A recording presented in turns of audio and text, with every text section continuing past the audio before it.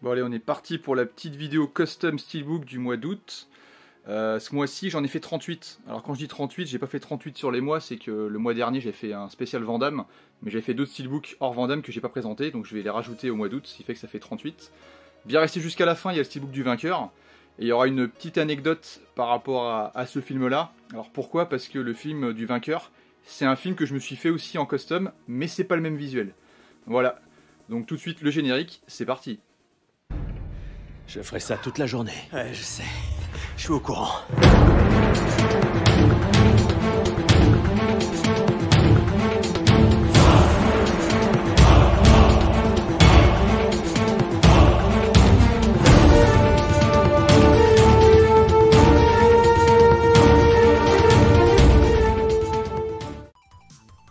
Bon allez, c'est parti pour le petit tour des steelbooks custom. On va commencer par le premier que j'ai fait le mois dernier. Je l'avais fait en pensant à Jean-Claude Van Damme, forcément, parce que c'est parti un peu de sa... C'est pas de sa filmographie, mais c'est parti de sa collection de films qu'il a fait.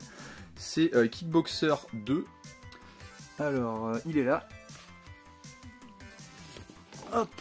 Alors, Kickboxer 2, franchement, il y en a plein qui vont trouver que c'est un gros nanar. C'est pas Van Damme qui est dedans, hein. Il est remplacé par un personnage qui est censé être son frère. Il est joué par Sacha Mitchell. C'est entre autres le mec qui faisait dans Notre Belle Famille le neveu Cody. Et franchement, on retrouve le Tongpo du premier, on retrouve le mec là, qui joue lui là dans Mortal Kombat. Et puis il y a aussi Matthias Hues. Matthias Hues, c'est le mec qui joue dans Dark Angel, qui dit je suis venu en paix, l'espèce de blond qui vient de l'espace. Franchement, Kickboxer 2, pour les mecs qui n'ont pas peur des semi-nanars, c'est un bon film d'action. C'est même pas un nanar en fait, je dis ça, mais il y en a qui regardent trop de films sérieux qui vont trouver que c'est un nanar, mais c'est un bon film d'action. Le deuxième film, c'est... Alors, hop, on va partir directement. C'est une série Marvel. Alors, j'ai pas forcément beaucoup de séries de Marvel hors Marvel Universe dans ma collection. C'est le Punisher. Je me suis fait les saisons 1 et 2. Donc voilà. Joué par l'excellent John Bertal. Franchement, Punisher. Je trouvais que Daredevil s'était bien débrouillé sur la. C'était sur Netflix à l'époque. Maintenant, c'est Disney qui a tout récupéré. Malheureusement, Disney, je sais pas s'ils vont censurer les séries parce qu'il y a certaines scènes qui sont un peu violentes pour du Disney. Et c'est fort dommage. Mais en tout cas, Punisher par John Bertal. J'adore le perso, donc j'ai fait saison 1. Je me suis fait la saison 2 aussi, que je trouve un petit peu en dessous, parce que le méchant de la saison 1, qui est aussi dans la saison 2, je trouve qu'il est moins impliqué, je sais pas, je le trouve moins bon dans la saison 2, mais en tout cas ça reste quand même solide. Donc voilà le Punisher. Ensuite, un film un peu bizarre, c'est pas fait pour tout le monde, un film d'horreur très très spécial. Alors, il est là. Society de Brian Yuzna. Alors, le film commence pas trop mal, hein. C'est un mec un peu bizarre, il fait des cauchemars où il est avec sa famille. Une famille hyper bizarre, je sais plus où ils vivent, en Californie, à Beverly Hills je crois. Ils viennent de la haute société. Et lui il est un peu rejeté par tout le monde, il sait pas pourquoi. Et en fait on va se rendre compte que sa famille, c'est pas ceux qu'on croit, ils font des trucs un peu bizarres entre eux, hein. C'est très très très spécial. Je l'ai vu étant gamin, je pense que j'avais pas l'âge requis parce que c'est vraiment un film pour les adultes. J'aime bien quand même, je trouve que tout le déroulement et l'intrigue elle est bonne. Après la fin, voilà, ça peut diviser, mais en tout cas voilà, moi c'est un film que j'aime bien, donc sinon je l'aurais pas fait en steelbook. Ensuite, on est sur du film français de super-héros, la bande à Fifi. Quand ils se mettent au film de super-héros, ça donne super-héros malgré lui. Un steelbook que j'avais fait pour Hattori Hanzo, qui est un des vainqueurs des steelbooks des éditions précédentes. Bah, franchement, c'est un bon film, ils se sont bien débrouillés, ça rend hommage à pas mal de films, notamment à Batman, puis pas mal de Marvel. Il manque une petite demi-heure de développement, c'est pas le meilleur film de la bande à Fifi, mais franchement, c'est une très bonne comédie, puis il y a pas mal de trucs sympas, puis pour un film français encore une fois, on n'est pas du niveau d'un Nicky Larson qui a un très bel hommage au dessin animé, mais c'est quand même un bel hommage au film de super-héros. Avec les moyens français, bien sûr. Après, on est sur un film, alors... C'est un film français que j'adorais, un polar, on va dire, un film de banlieue sur la drogue et tout et compagnie. Alors, il y a quelqu'un qui m'a fait la remarque sur Instagram en me disant bah c'est pas The Code le titre, c'est Lamental. Je sais très bien que c'est ça. Il a complètement raison, c'est que j'ai pas trouvé de visuel en bonne qualité marqué Lamental. Donc j'ai pris la jaquette anglaise, j'ai bien mis Lamental sur la tranche, donc c'est un peu bizarre, mais bon, moi ça me va au niveau pour la recherche. Avec Samuel Le Bihan et Samina Seri. J'adore ce film, il s'est fait défoncer par les critiques. Des fois c'est vrai que par rapport au monde de la banlieue maintenant ça pourrait faire sourire parce qu'ils font un peu gentils et puis au niveau des dialogues certains jouent des banlieusards alors qu'on n'y croit pas une seconde. Mais globalement le film il est très bon, il est assez poignant, enfin moi je trouve que les acteurs jouent bien. Et je sais pas, c'est... J'étais rentré dedans la première fois, je l'ai toujours aimé donc je l'ai regardé récemment, je l'aime toujours donc pour moi La Mentale c'est un très bon film. Ensuite j'ai pu clôturer ma saga Michael Myers avec Halloween, il manquait juste celui-là à faire, c'est Halloween 2, donc c'est le Halloween de version Rob Zombie. Très très personnel celui-là, hein. Le premier il est très très bon, celui-là est bon mais il est beaucoup plus psychédélique, il est un peu plus perché. Faut rentrer dans le délire, mais en tout cas voilà, ça permet de compléter la collection, j'ai absolument tous les Halloween, que ce soit la saga canon, les versions de Rob Zombie, j'ai tous les épisodes maintenant. Ensuite, on passe à un film dont j'ai jamais été fan, et pourtant je l'ai vu plein de fois quand j'étais gamin. Je l'ai re-regardé, ça a quand même pas très bien vieilli. L'histoire sans fin. Ça fait vraiment décor en carton, mais il y a un côté sympa dans le film, le fait que le petit gamin se plonge à travers une histoire et vive une histoire heroic fantasy. L'histoire de base, ça mériterait un remake. Après, mais après l'ambiance, et surtout j'aime bien la musique, hein, la petite musique de démarrage qui est super sympa. J'ai jamais été un gros fan, mais je sais pas, quand t'es petit, bah, tu regardes ça plein de fois, puis par nostalgie tu le gardes. Et il y a quand même de bons trucs dedans, hein. Mais voilà, je suis pas un fan hardcore de ce film là. Après un film de Carpenter pareil. Moi j'aime bien les films qui se font détruire, parce que du coup les gens les ont pas. Ça permet d'être un peu original. Ghost of Mars. Film assez connu, un film sur le papier qui s'annonçait comme ultra spectaculaire. C'est une mission ils partent sur Mars et ils vont essayer de retrouver des soldats disparus et en fait ils sont tous moitié possédés par une sorte de démon géré par le chef lui là, qui est hyper charismatique d'ailleurs. Ice Cube, il fait du Ice Cube, hein, c'est pas un grand acteur, mais tu sais, il est toujours un peu vénère dans ce film.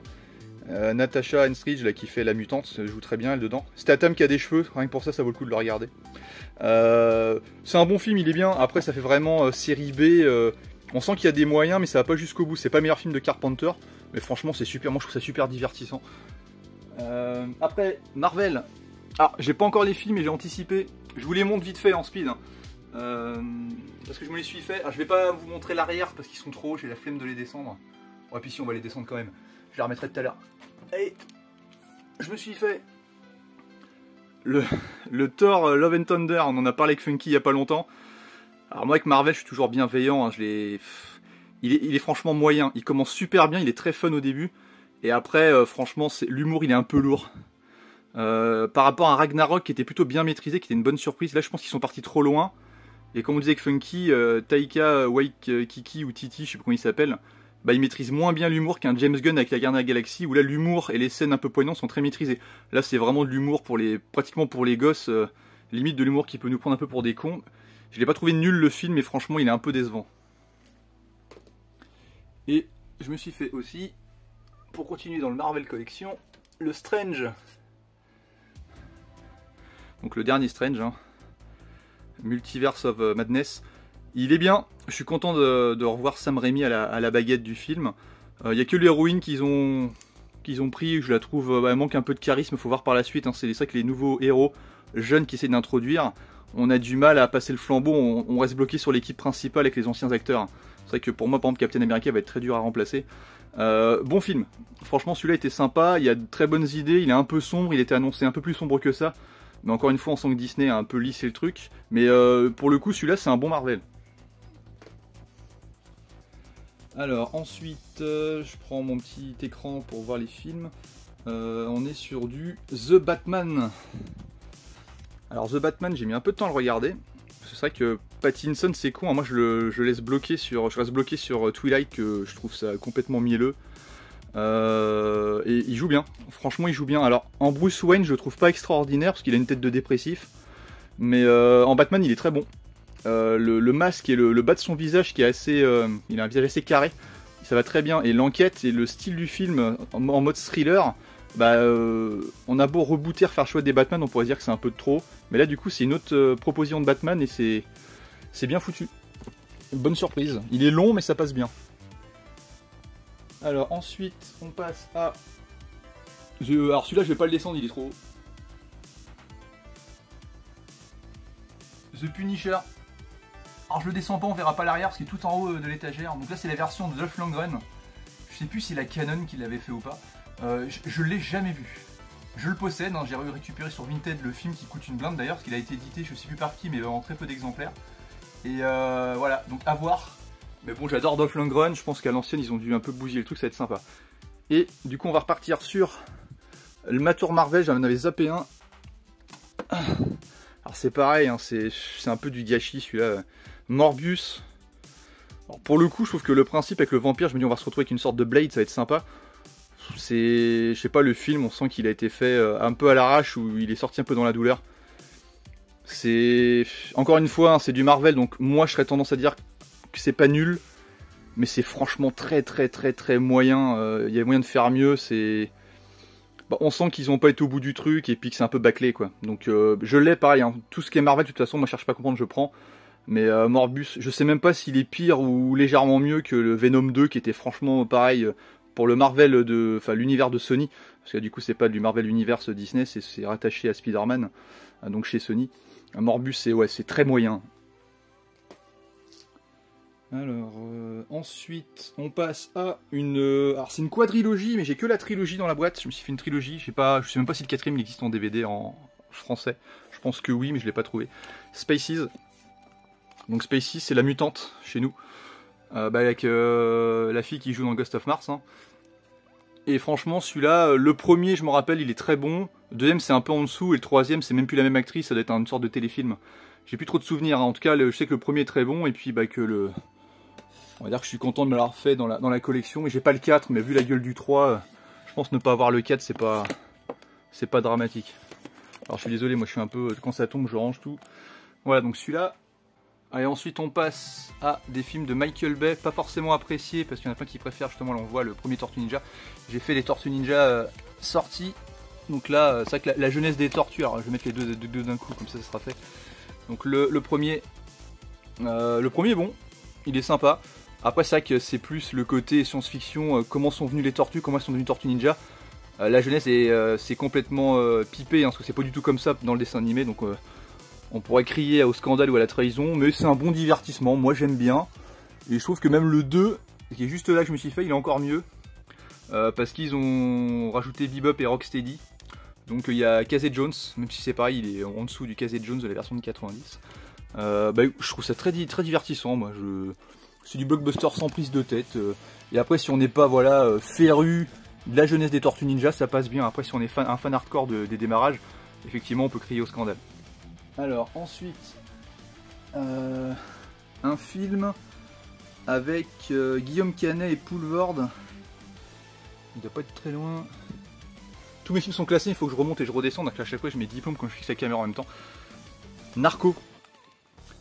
Comédie hyper barrée, où Guillaume Canet joue le rôle d'un narcoleptique, toute sa famille derrière, ils le prennent pour un con, ils se foutent de sa gueule. Son meilleur pote c'est joué par Poulvord, qui est fan de Jean-Claude Van Damme.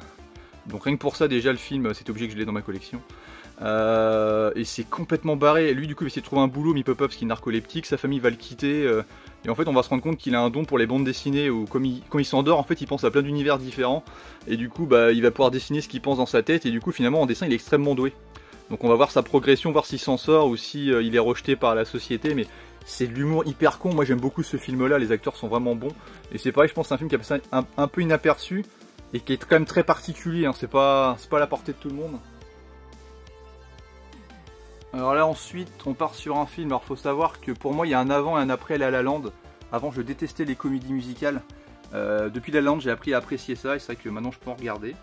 Je me suis fait le remake, donc c'est West Side Story, mais c'est la version qui est sortie là, de Spielberg, c'est pas l'original de je sais plus quelle année. Et franchement, alors c'est un très bon film, même j'irais presque excellent. Ça chante peut-être un peu trop pour le coup, mais après c'est une comédie musicale, c'est le but. Mais par contre l'histoire elle est vraiment bien, les personnages jouent vraiment bien. La fin est touchante, et puis je sais pas, ça c'est pareil, si t'as un bon home cinéma et une bonne télé, tu regardes ça, c'est comme un spectacle en fait. Tu regardes un spectacle chez toi à domicile, et franchement, excellent film. Je crois que c'est le Baron de l'Ultra HD qui l'avait présenté, qui m'a donné envie de l'acheter, parce que j'ai l'impression qu'il est très comédie musicale lui aussi. Je sais plus si c'est lui ou Lolo le Geekos, mais je crois que c'est le Baron. Et franchement, très bonne découverte, donc merci à toi. Ensuite, pareil, je vais pas le descendre, parce qu'il est tout en haut. Pareil, déception, je le savais, hein, mais je l'ai pris pour compléter le Marvel X-Men, c'est The New Mutants. Ça me fait penser au niveau du scénario à Freddy 3, avec des jeunes qui sont dans une sorte de hôpital psychiatrique hein, pour enfants un peu compliqués. Et du coup, ça part bien en fait. On se demande quand ça va aller, mais après au niveau de l'histoire, c'est très brouillon et c'est pareil, c'est très inégal. C'est comme c'était annoncé, hein, c'est moyen, donc je vais pas trouver mieux que les autres ou pire. C'est un film qui se regarde mais qui est très fortement oubliable. Ensuite, on passe à un film de Sam Raimi, mais plus à l'ancienne, avec Liam Neeson. Donc avant que Liam Neeson fasse que des films à la Tekken, même si j'aime bien ces films généralement, il a joué dans Darkman. Alors je sais pas si c'est relié à DC Comics ou un truc comme ça, mais c'est pas relié à Marvel en tout cas. Donc un personnage qui va être brûlé, qui va se transformer en Darkman. Et pareil, c'est un bon film des années 90, les effets spéciaux sur la fin, on se rend compte de certains détails, notamment un peu comme dans L'Armée des Ténèbres qui a fait Sam Raimi, où il y avait des effets spéciaux qui sont mal passés. Passant en VHS ça allait, mais en Blu-ray on voit tous les petits défauts, les raccords et puis les espèces de fonds d'écran qui sont rajoutés, ce qui fait que c'est mal superposé et mal intégré à l'image. Mais ça reste un bon film. Après on est sur un petit nanar. Quand il est sorti, je sais pas s'ils ont voulu faire un nanar ou si c'était ils voulaient faire un film, proposer quelque chose de particulier. En tout cas c'est considéré comme un nanar mais culte on va dire, un Flash Gordon. Rien que pour la musique de Queen, ça vaut le coup de l'avoir. Je trouve ça rigolo, hein. C'est rigolo, mais après effectivement, si tu regardes ça sérieusement, c'est mort parce que c'est ultra. Là, c'est vraiment si on devait trouver un film numéro 1 de la kitsch attitude, ça serait lui quoi. Alors, on avance, on y est presque à la fin. Enfin, il reste encore un peu. Alors, encore un film qui m'a été fait découvert. C'est ça comme ça on dit, je sais plus. Je suis perdu, j'arrête pas de parler, je ne réfléchis plus. Par Cinéphile qui avait remporté le steelbook de ce film là. Et du coup il m'a offert le film, donc merci à toi Phil, c'est super gentil. Et du coup je m'en suis fait un steelbook aussi. Alors moi j'ai une règle, si je fais un steelbook à quelqu'un, quand je m'en fais un c'est pas le même. Comme ça je change les visuels. C'est Tales from the Dark Side the Movie. Alors sur le CD c'est marqué Les Contes de la Crypte le film. Parce que ça s'apparente aux Contes de la Crypte, mais c'est pas un conte de la crypte quand même. Mais c'est le même principe avec un scénario lié, 3 petites histoires liées par un scénario commun. Les histoires montent à crescendo, parce que la première histoire c'est avec une momie, c'est pas terrible, après c'est avec une sorte de chat possédé, et après une sorte de ghoul, et du coup c'est lié avec le petit gamin là qui est prisonnier chez une femme, qui veut le bouffer en fait, ça veut bouffer le gamin, et du coup le gamin veut lui raconter des histoires pour la divertir et faire en sorte de retarder le fait que la femme le bouffe. Et par contre c'est particulièrement trash par rapport à un conte de la crypte, c'est-à-dire que les histoires payent pas de mine comme ça, mais les effets gore sont d'hyper bonne facture, et c'est vraiment bien fait. Alors, ensuite, un petit film que j'ai vu quand j'étais ado, que j'aime bien. Alors, il y avait notamment Keira Knightley dans le film, hein, on la voit là. C'était quand elle était toute jeune, donc c'était vraiment les films pour ados un peu époque The Faculty, Scream, les trucs comme ça. Et c'est elle en fait qui va se retrouver, elle est amoureuse de lui là. Et elle va faire en sorte qu'il tombe amoureux d'elle, donc ils vont passer un week-end dans une sorte de forêt où il y a une sorte de trous en fait, une sorte de comme un égout fermé. Ils vont s'enfermer de l'intérieur, ils vont penser pouvoir sortir au bout de 2 jours mais ils vont rester coincés, donc c'est voir leur survie, comment ils vont s'en sortir et s'ils vont pas péter un câble. C'est un bon film, j'aime bien ce film là. Donc bon après c'est vraiment des films plus pour ados à la base, mais avec les amourettes, les machins, la vengeance, mais à l'époque ça marchait très bien, je l'ai regardé récemment, j'aime toujours bien le film. Ensuite un film que j'ai découvert grâce aux jeux vidéo. Hop. Alors celui-là c'est un jeu vidéo qui était sorti sur la PS2. Et j'ai su à ce moment-là que c'était sorti, alors c'était à l'époque de la PlayStation 2, c'est fait par les mecs qui avaient fait GTA. GTA je suis pas fan, mais The Warrior j'aimais mieux le principe. Et du coup, quand j'ai su que ça s'apparentait à un film, forcément j'ai regardé des films directs pour savoir à quoi je jouais. Et c'est des gangs, plein de gangs qui s'affrontent, mais qui ont vraiment des styles vestimentaires différents. Il y a le gang des mecs en mode baseball, le gang des mecs à moitié torse nu, et plein de groupes différents. Ils se battent pour un quartier, ils protègent leur zone à chaque fois. Et franchement, c'est pour un film des années 60, fin 70 je crois. C'est un très bon film, très bon divertissement. Ensuite, un petit classique. Alors, L'étrange Noël de Monsieur Jack. Bon, je le présente pas celui-là, hein, tout le monde connaît. J'ai essayé de faire en sorte de ne pas avoir le même visuel que le visuel d'origine. Voilà. Donc là c'est un classique, les musiques sont connues aussi. Hein, c'est présente plus très bon film d'animation. Ensuite pareil un film de Brian Yuzna, donc le mec qui a fait The Society, The Society, hein, c'est comme ça qu'on prononce. Le Dentiste 1 et 2. Ça quand c'est sorti quand j'étais au collège.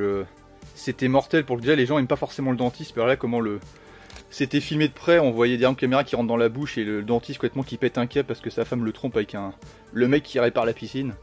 Et du coup il va défoncer les bouches de tout le monde dans son cabinet. C'est hyper trash.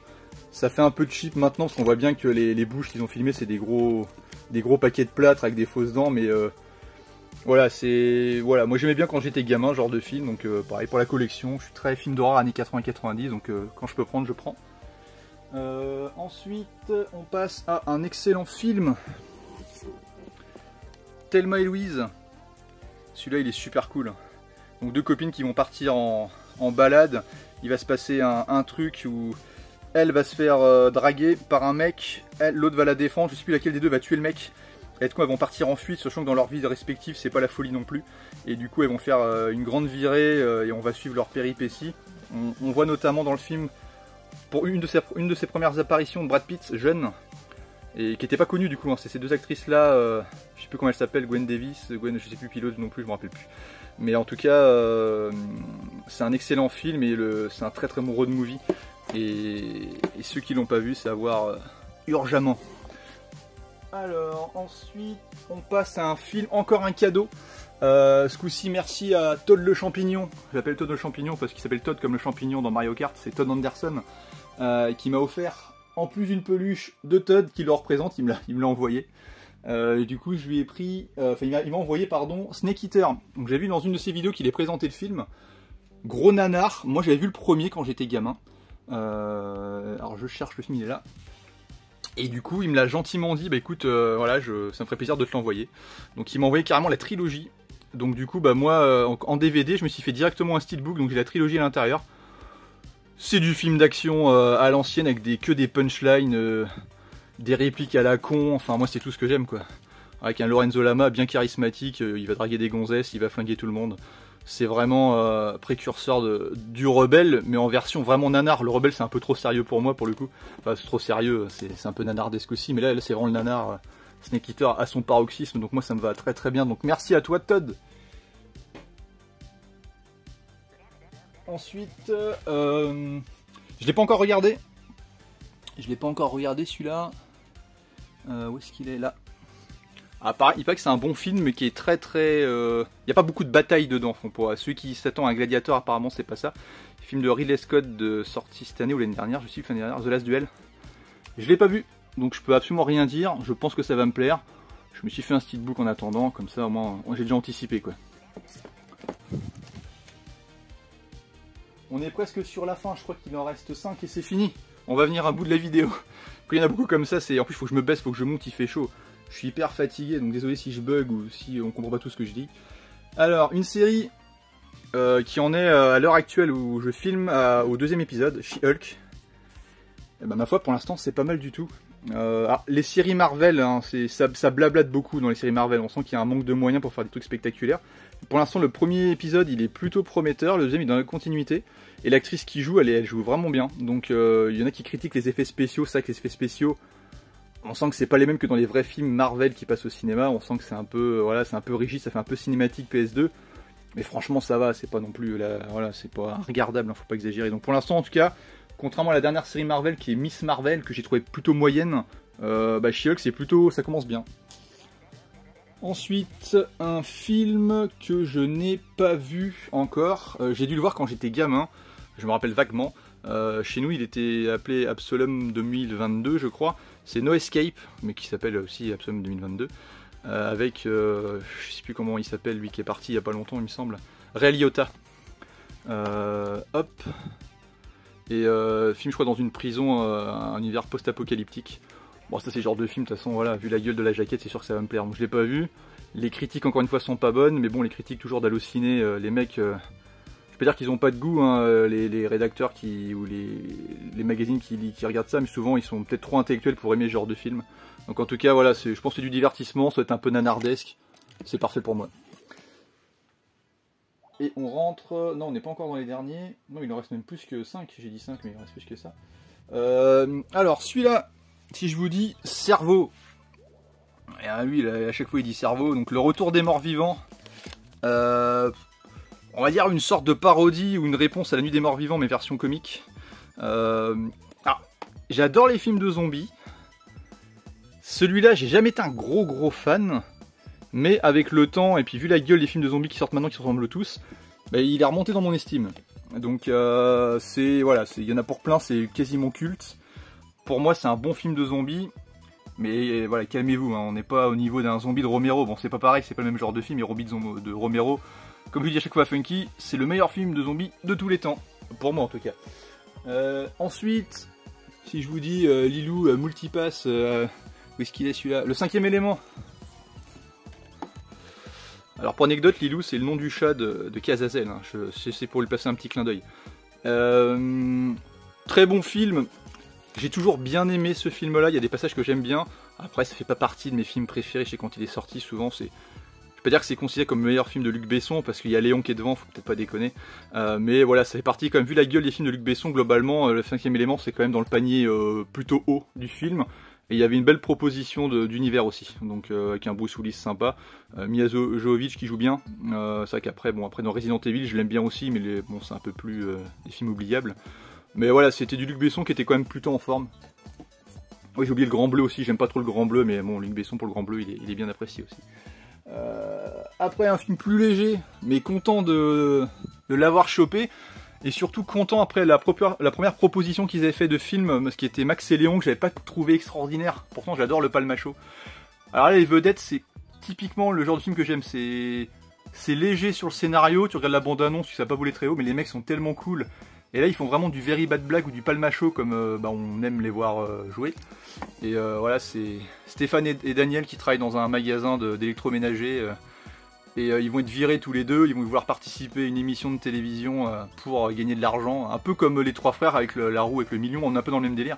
Et du coup, lui, Daniel, donc Grégoire Loudig, donc le mec en bleu là, il est chanteur amateur, mais ils vont se rendre compte que finalement il a peut-être du talent, ils vont essayer de l'inscrire à un truc pour chanter une chanson. Et par rapport à ça, il va se passer des trucs. C'est très léger comme film, mais je trouve que ça fait tellement du bien dans ce genre de film là, c'est vraiment de la comédie pas prise de tête, et franchement, bah c'est pareil, il manque, ça aurait mérité une meilleure chute. Mais globalement, tu passes un très bon moment. Enfin, moi j'ai rigolé, le film, j'ai trouvé très bon. Et là, on rentre dans les 3 derniers.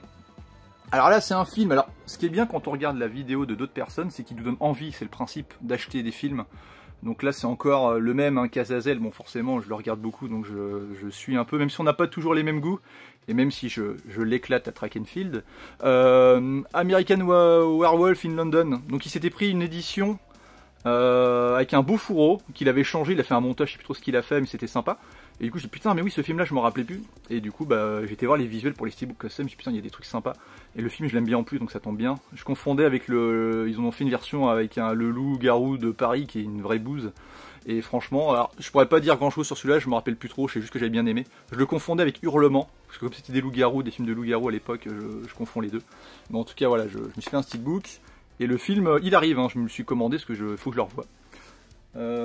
Et là on rentre dans les 2 derniers. Alors une très bonne découverte. Pour moi il était un petit peu trop mis en avant. Même si le film il est très bon, attention. Hein. Mais ils l'ont trop sorti comme étant oh là là le film qu'on attendait ou machin. J'aime pas quand il y a trop de bonnes critiques, ça te gâche un peu le film. Mais bon, faut reconnaître ce que c'est. Enfin moi j'ai beaucoup aimé. Puis globalement il est bien apprécié. Mais après de là dire est-ce que c'est le meilleur Predator? Non, hein, faut pas déconner. Le Predator avec Schwarzenegger, le premier, ça restera le meilleur. Dans un top 3 éventuellement de Predator, mais en tout cas il est cool. La fille joue bien, le Predator est cool, il y a une bonne ambiance, il n'y a pas un peu le côté un peu guignol des derniers Predators qui étaient sortis, même si je dis ça c'est pas méchant parce que les Predators globalement je suis bon public, j'aime plutôt bien, à part le Alien vs Predator Requiem, qui est une vraie bouse, on comprend rien, c'est filmé dans le noir, c'est une catastrophe. Celui-là il est très bon. À savoir en plus c'est vrai, c'est pas des conneries, là, le mec qui est avec nous, Gleby, de temps en temps on le voit dans nos vidéos, c'est rare. Il a participé, maintenant il travaille pour la Fox, Disney, ouais c'est à la Fox et Disney. Et il a participé à certains décors, donc il est crédité au générique, donc ça nous fait trop marrer de voir un pote à nous crédité au générique de Prey. Il est dans le générique, dans les effets spéciaux. Donc en fait il a fait ça, puis il a travaillé aussi sur le dernier film de Peel, je sais plus comment il s'appelle là, Peel, je sais plus c'est quoi son film, c'est Peel, le mec qui a fait Get Out. Voilà, en tout cas Prey sympa. Et le dernier pour finir... J'ai plus de souvenirs du tout, mais comme il est ressorti en Blu-ray, je me le suis recommandé. C'est celui-là. Un film de Paul Anderson, Event Horizon, avec Sam Neill et Laurence Fishburne. Aucun souvenir. Aucun souvenir, vraiment, je me rappelle plus du tout. Je me demande même si je l'ai vu, et en fait j'ai tellement vu la jaquette passer que je pense l'avoir vu, mais je l'ai pas vu. En tout cas voilà, je vois de quoi ça parle, et en tout cas il arrive en Blu-ray, donc je vais voir ça. Bon bah voilà, j'ai fini les 38 steelbooks que je voulais présenter. Alors dans les 38 steelbooks que j'ai présentés, hein, je tenais à vous dire que je vous l'ai déjà dit au début, mais un des films qu'on a vu passer, c'est un film qui a été remporté par... alors j'ai pas son nom du tout au gars, on va mettre la petite musique de suspense. Il est placé comme d'habitude, pas avec mes steelbooks mais avec mes Blu-ray. C'est parti pour la musique.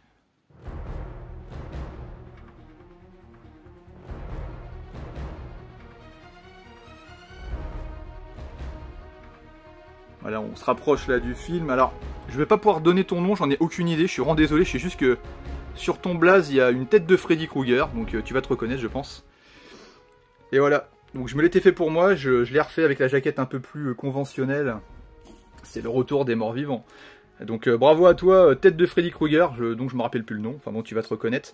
Et alors deuxième anecdote, c'est que j'ai revu derrière qu'il y avait un autre message envoyé par toi, mais je l'ai vu que récemment, qui faisait que finalement tu voulais changer de film pour en prendre un autre, j'ai même pas retenu le nom du film, sinon il était déjà fait. Donc je suis désolé pour ça, j'espère que tu seras quand même content d'avoir gagné quand même, c'est déjà pas mal. Donc voilà le retour des morts vivants, donc félicitations à toi. Voilà, donc comme d'habitude, je laisserai dans la description de la vidéo l'adresse mail sur laquelle tu pourras m'envoyer tes coordonnées, ça sera un envoi via Mondial Relais. Voilà, tu mets ton nom, ton prénom, ton adresse, voilà, en message privé du coup sur l'adresse que je t'ai donnée. Et puis surtout important, hein, souvent ce qu'oublier c'est le mail et le numéro de téléphone. Alors c'est pas pour moi, hein, je vais pas te harceler, mais c'est que pour l'envoi il le demande pour remplir le bordereau. Donc voilà, donc bravo à toi, tu l'as remporté sur le tirage. En plus tu t'es mis tardivement je crois sur le tirage. Mais souvent faut savoir aussi, pour le tirage, quand je le fais, je m'arrête sur les 20 premiers jours à peu près. Généralement la vidéo elle est regardée beaucoup sur les 4-5 premiers jours, ça stagne. Et à partir du 20 du mois, j'arrête. S'il y en a qui mettent des trucs, malheureusement, ils sont plus forcément pris en compte. Mais dans les 20 premiers jours, ça laisse beaucoup de temps, parce que souvent les vidéos sont regardées dans les 3-4 premiers jours. Ça laisse du temps de s'inscrire. Et je prends à chaque fois les demandes sur la dernière vidéo précédente des Steelbook Custom. Sur quelqu'un qui m'aurait mis une demande il y a 6 mois, qui ne revient plus sur la chaîne, je me dis potentiellement, bah, peut-être qu'il va pas voir s'il a gagné, donc ça je le prends pas en compte. Donc vraiment, quelqu'un qui m'a demandé sur 3-4 vidéos à la suite le même film, qui continue à demander, ça finira par payer. Mais voilà, faut jamais relâcher la pression. Et c'est comme ça qu'on finit par gagner. Donc voilà, sur ce, je vous laisse. Merci d'avoir regardé la vidéo. Désolé pour la longueur, il y avait 38 films, c'était un peu long. Donc il y a des trous dans ma collection, c'est que je vire les Blu-ray au fur et à mesure pour les mettre sur mon lit quand je les présente. Et puis on se dit au prochain Steelbook Custom. Je pense que la prochaine vidéo, ça sera une vidéo top 3 versus top 3 avec Funky. Alors, on en a tourné plusieurs, mais j'ai attendu pour pas les mettre trop proches. J'aime pas mettre des vidéos tous les jours ou tous les 2 jours, je trouve que c'est trop serré. Voilà, donc on se dit à très bientôt. Et merci d'avoir regardé. Allez, salut!